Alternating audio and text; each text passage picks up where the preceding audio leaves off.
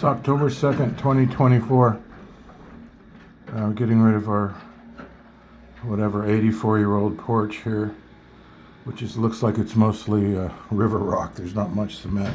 Look at those boulders. Huge.